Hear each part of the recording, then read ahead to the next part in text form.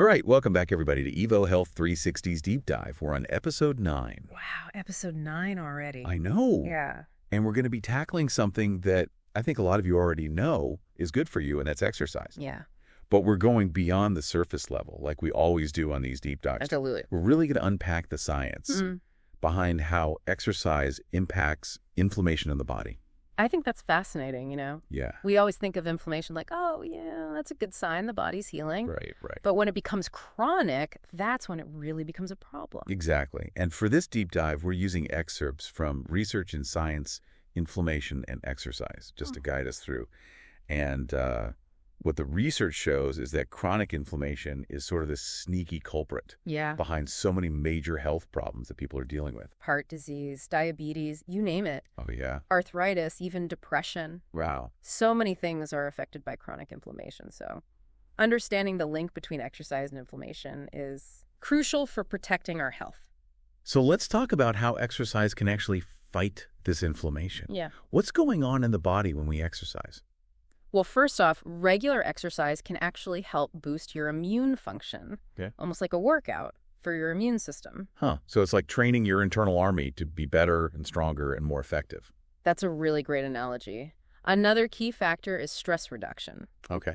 Those stress hormones like cortisol, they can actually increase inflammation in the body. But exercise is a fantastic stress reliever. So by managing your stress, you indirectly manage inflammation as well.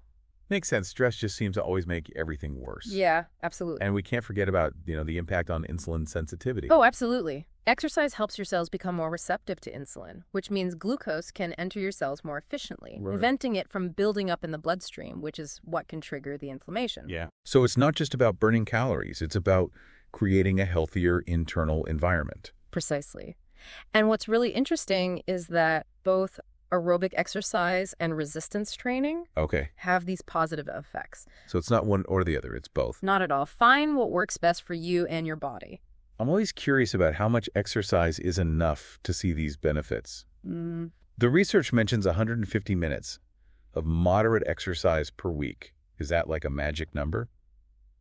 It's a good guideline, and the research does show that even that amount can really significantly decrease inflammatory markers. Okay. But it's also really important to remember that any increase in activity is beneficial. Even small bouts of movement throughout the day can make a difference. I don't know. What are your thoughts on that? You're right. Like every little bit counts. And for some people, even getting started can feel overwhelming. Right. So thinking about it as like small, achievable chunks can make it a lot less daunting. Absolutely. And, let's not forget the importance of choosing activities you genuinely enjoy. Oh, for sure. You hate running. Don't force yourself to run. Find something that you really want to do, whether it's swimming or dancing or hiking or even just a nice walk in nature. Yeah, so speaking of specific types of exercise, let's dig into that a little bit more.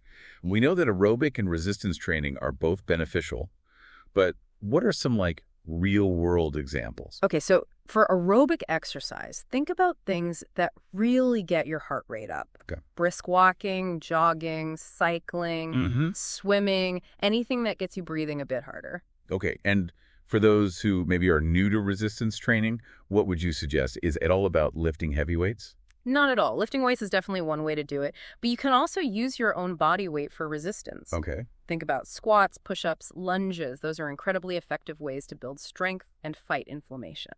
I've personally found that mind-body practices like yoga and Tai Chi have really helped me manage stress, which, as we talked about earlier, directly impacts inflammation. Absolutely. And those practices often incorporate deep breathing exercises, which can further reduce stress and promote relaxation. It's all interconnected. It really is. So the research mentions stories like Sarah, who started running and found she had more energy and less joint pain. Oh, yeah. And Tom, who started incorporating strength training into his routine and saw improvement in his cholesterol levels and those inflammatory markers we talked about. And I think these stories really just highlight how exercise isn't just about abstract science. No. It's about making real improvements in your day-to-day life. Exactly. So to bring it back to our listeners, what does all this mean for you?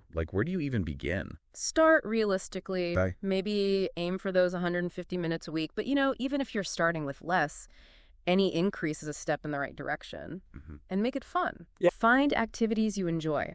Mix it up with aerobic, some resistance training. Yeah. Maybe even try some mind-body practices. It's all about variety. Variety is key. And you know what? Remember, rest is just as important as exercise. Oh, absolutely. Listen to your body. Don't push yourself too hard, especially when you're just starting out. That's a really important point.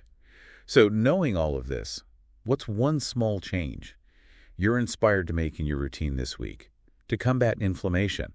Maybe it's taking a walk during your lunch break, trying a new fitness class, Yeah. or simply committing to 10 minutes of stretching each morning. Whatever it is, we would love for you to share your commitment with us on social media. You can find us on all platforms at EvoHealth360. And be sure to subscribe to the Evo Health 360 channels so you don't miss out on future deep dives into the science of health and wellness.